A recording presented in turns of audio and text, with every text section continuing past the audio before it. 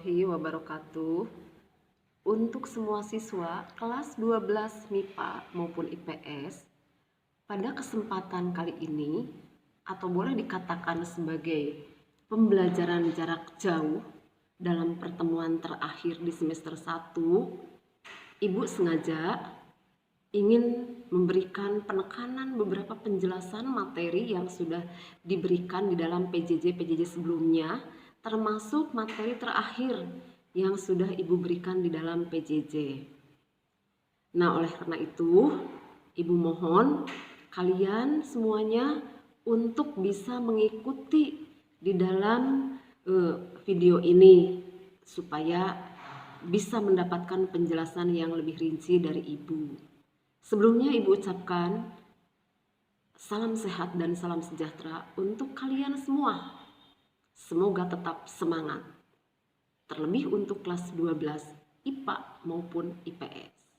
Baik, untuk mempersingkat waktu, di sini Ibu ingin mengulas dulu untuk beberapa pertemuan yang sudah berjalan dari mulai awal sampai dengan terakhir ini. Bab pertama sudah kita bahas tentang perjuangan menghadapi disintegrasi bangsa. Ibu yakin kalau kalian penuh semangat dan ada kemauan serta rajin sudah membacanya, pasti akan bisa mengambil kesimpulan dan bisa mengambil hikmahnya dari disintegrasi bangsa.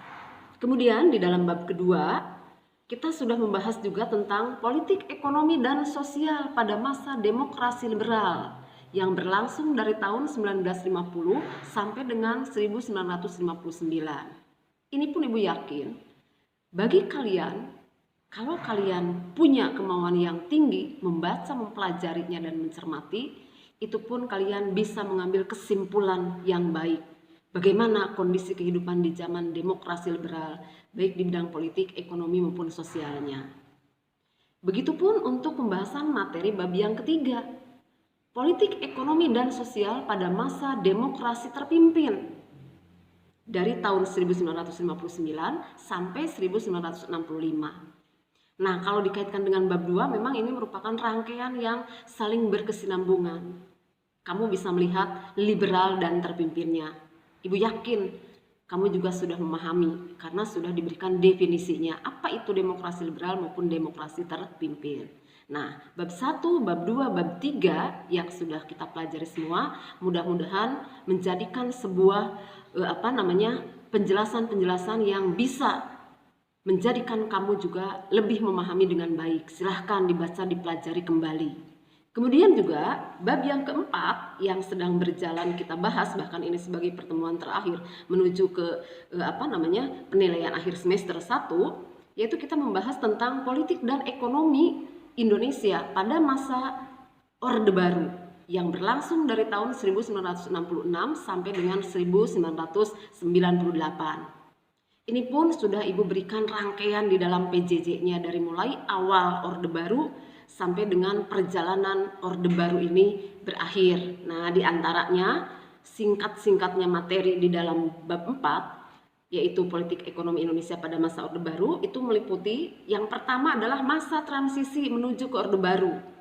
Berlangsung dari tahun 66 ke 67, itu sebagai sejarah peralihan dari kedudukan Presiden Soekarno kepada Presiden Soeharto. Silahkan kalian baca dan kalian pelajari. Cari sumber-sumber yang lainnya untuk memperluas wawasan kamu. Kemudian juga berikutnya dilanjutkan dengan terjadinya aksi 3 tuntutan rakyat alias Tritura. Nah, ini juga silahkan oleh kalian baca karena Ibu sudah memberikan materinya. Berikutnya adalah lahirnya Super Semar. Surat Perintah 11 Maret ini sebagai salah satu peristiwa penting di dalam masa peralihan dari Orla ke Orde Baru, karena surat Super Semar inilah yang menjadi bukti otentik adanya penyerahan kekuasaan yang betul-betul menjadikan pemerintahan Indonesia juga menjadi pemerintahan yang mudah-mudahan akan sukses seterusnya. Kemudian juga ada dualisme kepemimpinan nasional. Nah, ini juga silahkan oleh kalian baca dan pelajari, semuanya ada di dalam buku paket. Kemudian ada penerapan dui fungsi ABRI.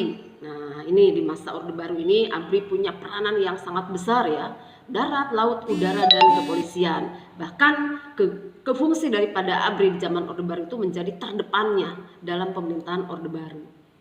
Kemudian juga di dalam pemerintahan Orde Baru ada sebuah peristiwa sejarah penting lagi, yaitu integrasi Timur Timur. Bergabungnya Timur Timur ke dalam NKRI. Kalian nanti bisa membaca sejarah awal dari integrasi Timur Timur. Nah, intinya integrasi Timur Timur ini berawal dari adanya Timur Timur yang pada masa lampaunya adalah merupakan jajahan dari Portugis atau Portugal. Silahkan nanti oleh kalian dibaca dan dipelajari, itu Ibu sudah memberikan dalam PJJ.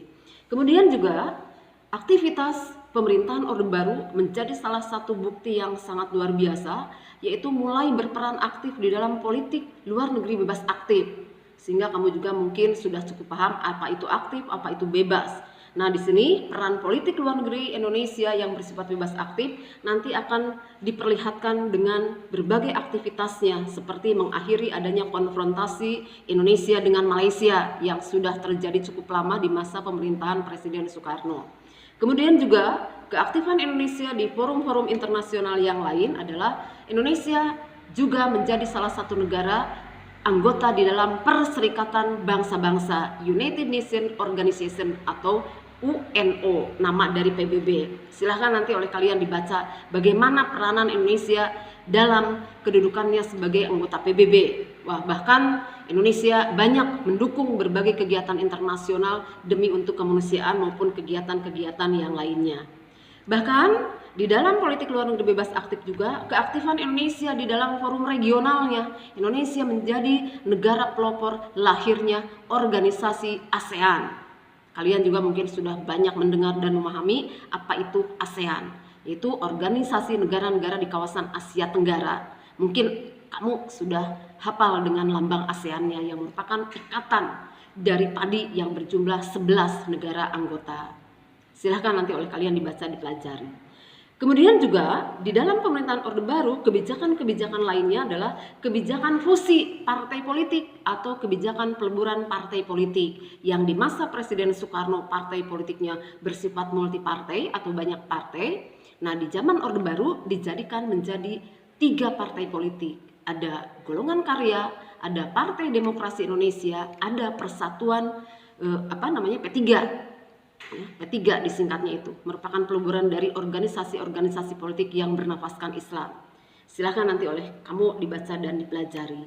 Kemudian juga kekuatan Orde Baru di zaman pemerintahan Presiden Soeharto sudah dilaksanakan pemilihan umum sejumlah ada 6 kali pemilu yang diawali dari tahun 1971, 1977, 1982, 1987, 1992, dan 1997. Silahkan ini juga oleh kalian dibaca, dipelajari. Semuanya lengkap ada di buku cetak yang kalian dapatkan dari perpustakaan. Begitupun ada salah satu aktivitas Orde Baru yang luar biasa lagi adalah stabilisasi penyeragaman. Artinya bahwa di dalam pemerintahan Orde Baru ini, pemerintahan Orba sudah menerapkan apa yang disebut dengan Ajas Tunggal Pancasila, di mana Pancasila menjadi satu-satunya ajas. Oleh karena itu kalian juga nanti bisa mencermati mengapa partai-partai politik di zaman Orba itu lambang atau simbolnya semuanya bernafaskan dari lambang-lambang yang ada di dalam Pancasila. Silahkan nanti oleh kalian dibaca dan dipelajari dengan baik, insya Allah, dan Ibu yakin kalian pasti bisa. Kalau memang kalian punya kemauan yang tinggi, apalagi untuk kelas 12 sebagai kelas penghujung yang akan menentukan kesuksesan kalian. Kemudian kebijakan pemerintahan Orde Baru di bidang pembangunan maupun bidang ekonomi ini juga tidak ketinggalan. Dengan luar biasanya pemerintahan Orde Baru sudah mengembangkan dalam berbagai kekuatan di bidang ekonomi pembangunan seperti bidang pertanian. Sehingga nanti akan dikenal apa yang disebut dengan revolusi hijau di bidang pertanian. Pemerintah juga nanti akan menerapkan berbagai cara agar pertanian meningkat dengan adanya intensifikasi pertanian maupun ekstensifikasi pertanian. Begitupun di bidang pendidikannya. Di bidang pendidikan pun sebenarnya kalau kita lihat pemerintahan Orde Baru punya peran yang sangat besar. Yang salah satu diantaranya untuk mengangkat derajat kalangan-kalangan ekonomi lemah, pemerintah Orde Baru sudah memberikan fasilitas dengan adanya istilah GNOTA, Gerakan Nasional Orang Tua Asuh. Bahkan ini juga menjadi salah satu prasarana yang akan menunjang ke tahap-tahap berikutnya dalam dunia pendidikan di Indonesia khususnya. Begitupun di bidang ekonomi, ada yang disebut dengan BUMN. Ini pun sebenarnya sudah diterapkan di zaman pemerintahan Orde Baru. Silahkan oleh kalian dibaca, dipelajari, cari contoh-contoh lengkapnya tentang beberapa kaitannya yang disebut dengan lembaga BUMN. Kemudian juga penyediaan fasilitas untuk lapangan pekerjaan bagi masyarakat Indonesia. Itu pun sudah terfasilitasi di zaman Orde Baru. Makanya kalau kita lihat dari mulai awal negara kita merdeka sampai detik sekarang, kita nilai bahwa pemerintah juga punya tanggung jawab yang sangat besar demi untuk kemajuan nasional bangsa Indonesia. Sisi-sisi lain dari kelemahan ataupun kelebihan dari pemerintahan suatu negara itu adalah hal yang wajar. Yang penting tidak menjadikan masyarakatnya menjadi masyarakat yang tertindas. Oleh karena itulah kalian sebagai generasi muda, generasi Indonesia perlu punya motivasi yang tinggi. Kemudian di bidang sosialnya salah satu diantaranya adalah di bidang kesehatan. Karena kan kesehatan sampai saat sekarang juga menjadi prioritas yang utama. Salah satu di bidang kesehatan yang menjadi sebuah revolusi yang sangat luar biasa atau perubahan cepat, yaitu dengan diterapkannya apa yang disebut family planning alias keluarga berencana, program keluarga berencana. Nah, di sini adalah tujuannya tentu kalian sudah cukup paham, nanti silahkan dibaca, dipelajari ya. Dan begitupun ada istilah-istilah yang lain di dalam bidang kesehatan, ada yang disebut dengan posyandu, pos pelayanan terpadu. Nah, itu diantaranya ya, silahkan oleh kalian di bab yang keempat tentang politik dan ekonomi Indonesia di zaman Orde Baru dibaca, dipelajari dengan baik. Karena semua bab yang sudah Ibu berikan di semester yang pertama ini nanti akan menjadi bahan untuk soal-soal yang akan diberikan di dalam penilaian akhir semester yang pertama. Itu dari Ibu terkait dengan materinya ya. Jangan sampai kalian terlena untuk bermalas-malasan. Ibu yakin kalian pasti bisa. Nah, sebagai penjelasan terakhir dari Ibu, karena kan Ibu juga punya data-data penilaian yang sudah kalian kerjakan di dalam PJJ. Ada yang mengerjakan penuh, alhamdulillah. Ada yang beberapa tapi segera lengkapi, dan ada juga yang sama sekali tidak mengerjakan. Nah, tolong untuk yang sama sekali belum mengerjakan, silahkan kalian dibuka kembali PJJ sebelumnya, kerjakan tugas-tugasnya, lalu serahkan. Ya, insya Allah Ibu tidak akan mempersulit kalian. Kalau memang kaliannya punya kemauan yang tinggi dan punya tanggung jawab serta rajin. Itu diantaranya dari Ibu ya. Nah, tugas terakhir yang nanti akan Ibu anggap sebagai ulangan harian ketiga, yaitu kalian Ibu tugaskan untuk membuat soal pilihan ganda sejumlah 25 soal dan 5 soal esai. Cara pembuatan soalnya, kalian bisa mengambil dari semua bab yang sudah diberikan di dalam PJJ. Terserah mau diacak, mau bab 1 dulu, mau bab 2 dulu, atau bab 3 atau bab 4. Yang penting soal-soal yang kalian buat itu materinya diambil dari semua bab yang sudah Ibu berikan dalam PJJ. Termasuk juga untuk soal esainya. Jangan lupa kunci jawabannya juga oleh kalian dicantumkan di dalam soal yang sudah kalian buat. Paham kan? Kalau tidak paham nanti kalian bisa menanyakan ke Ibu melalui WA ya. Kemudian berikutnya tata cara pengumpulan dan pembuatannya. Kalian menuliskan tugas ini dalam kertas folio, ditulis tangan dengan tinta atau ballpoint warna hitam. Tuh diantaranya. Kemudian tata cara pengumpulannya, yang pertama, silahkan boleh dikoordinir atau dikolektif melalui KM-nya masing-masing. Atau misalnya ada yang bersedia di antara teman kamu untuk mengkolektifkan, mengumpulkannya, silahkan. Atau kalau misalnya kamu sendiri ingin mengumpulkan secara langsung, juga silahkan. Langsung dikumpulkan ke Ibu Nina Heliana. Ibu Nina selalu ada setiap hari di sekolah. Dari mulai jam 9 sampai jam 1. Nah, tugas ini Ibu beri batas waktu sampai terakhirnya adalah hari Jumat. Hari Jumat setelah tugas ini diberikan. Itu tugas pengumpulan terakhir ya. Tidak boleh lebih. Hari Jumat itu pengumpulan terakhir tugas ini. Paham kan? Kalau tidak paham nanti silahkan kalian menanyakan kembali ke Ibu. Atau misalnya kamu mau mengumpulkan soalnya langsung, misalnya karena di sekolahnya nggak keburu, ke rumah Ibu Nina juga boleh ya. Ibu itu tinggalnya di BTN Cempaka Arum, Blok D nomor 661, RT 003, RW 005, Kelurahan Wanasabalor, Kecamatan Talun, Kabupaten Cirebon. Kalau misalnya kalian nggak keburu mengumpulkan di sekolah karena waktunya sudah lebih dari jam 1, boleh kamu mengumpulkannya ke rumah Ibu Nina. Insya Allah sama Bu Nina akan diterima. Yang penting kamu punya kemauan yang tinggi untuk mengerjakan tugas ini. Karena tugas ini nanti sama Bu Nina akan dimasukkan ke dalam nilai ulangan harian ketiga, juga termasuk sebagai nilai tambahan. Paham ya?